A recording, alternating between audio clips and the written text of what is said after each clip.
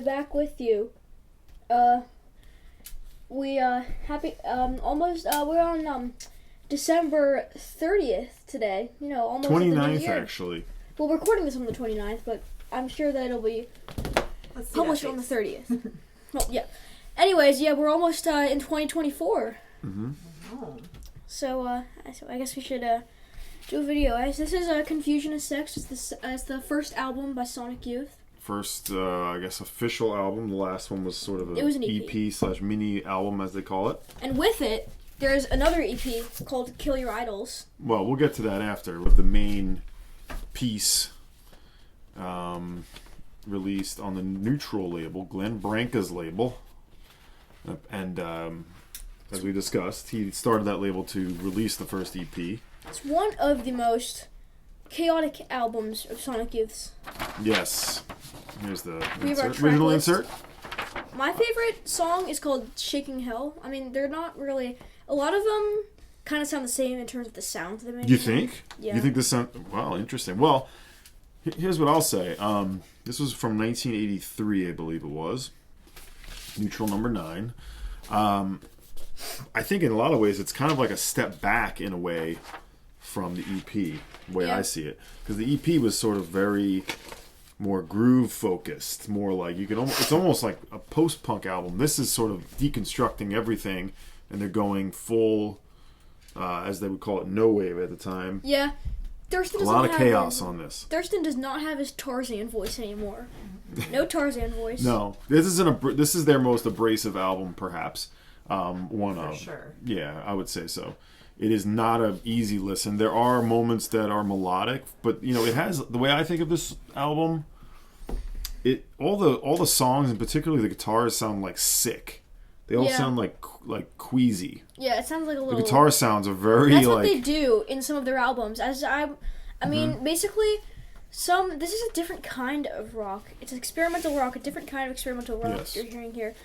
Like, I don't think they sound sick. I think they just sound harsh. I think it's Harsh? No intentionally question. harsh. By the way, their kind of music is like weird guitar sounds all made into like one thing. It's unique. Not many artists do that. Yeah, No. kind of making a tapestry. I just say something about the guitars actually just sound like they're sick. Yeah. Like the guitars themselves sound queasy and just sort of Maybe? messed up. Yeah, maybe. Something about the interplay between Lee and Thurston, the guitar players. Lee doesn't sing in this one. Oh, no, the guitar. However, the last track, which is not, you don't see it anywhere on the album or on the insert, is Lee is Free, which is actually Lee on a 4-track doing a home recording, basically.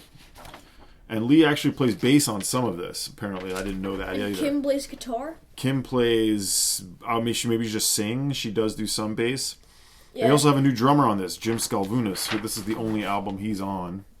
Just like Richard Edson only had the EP. Right. And that's a picture of him and her brother. Yes, that's a picture of Kim when she's younger with her brother. Yeah.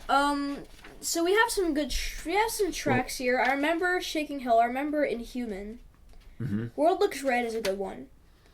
And Leah's Free is not really on anything else. Lee is Free is the last song on this. The cover is apparently Kim. I think. I thought I read that. This is supposed to be a portrait of Thurston. Okay, but Jim Scalvunas is the drummer. Apparently, he didn't last much longer than this. He toured, and then actually 2 of the songs have Bob Burt on them, Making the Nature Scene, and I think Inhuman. I think there's 2 songs with Bob Burt, who would be the drummer for the next couple albums, and would tour with them. So their lineup shifts a bit. One song is a cover of The Stooges, I Want to Be Your Dog, Oh, I didn't know. which kind of segues from like some experimental bit, and it's recorded live at the Pier, Raleigh, North Carolina, 1982, on the Sonic Youth and Swans tour. That must have been something. And yeah, Lee is Free, recorded at Lee's on cassette. Yeah. Recorded with Wharton Tears, somebody they'd worked with for many years after this. But not an easy listen. What was your first thought about when you heard it? Well, I don't remember much of the songs. There was just a bunch of sounds that I had heard. I mean, I kind of got tired of the sound. I didn't really actually listen to the whole album. I listened to No? enough of it that I know that like what it sounds like. It's harsh. Yeah.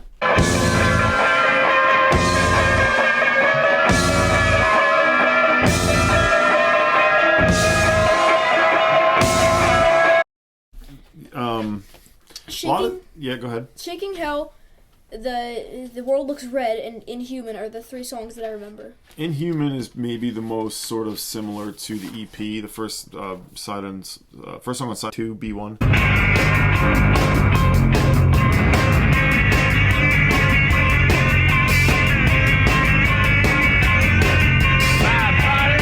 What else? Protect Me You. Inhuman. She's in a bad mood. It was a very ominous way to start the album too. This is like you're entering sort of like a pretty dark place in a way with this album. I'm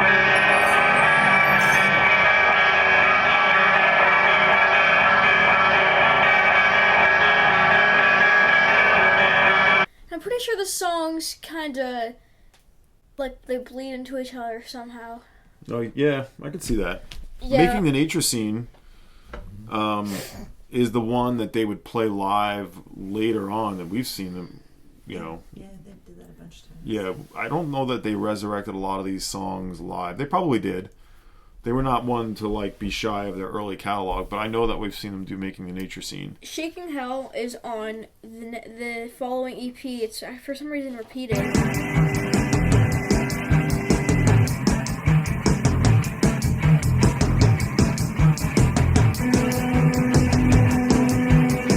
We'll talk about that in a sec. So, what else? Is there anything else to add on this? I mean, I think this was not well received. From what I was doing some quick research. The local press, New York press, didn't really, I think, misunderstood this album.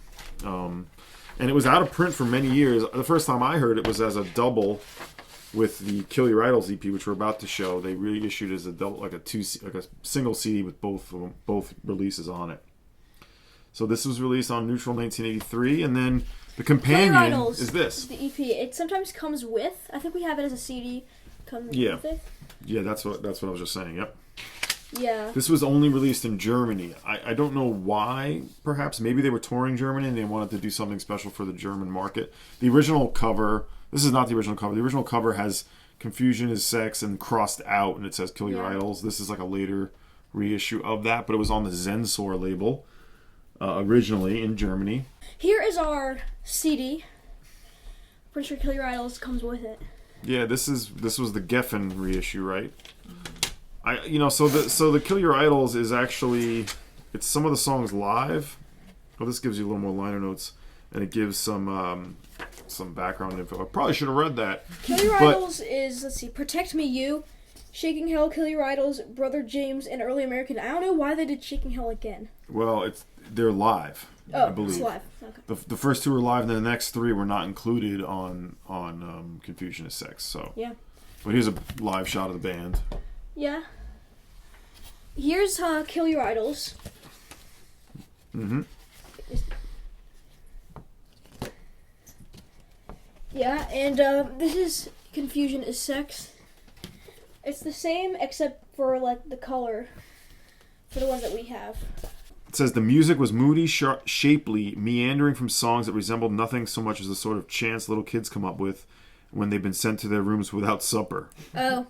As referenced by Protect Me You, sung by Gordon. Confusion is Next, sung by guitarist Thurston Moore.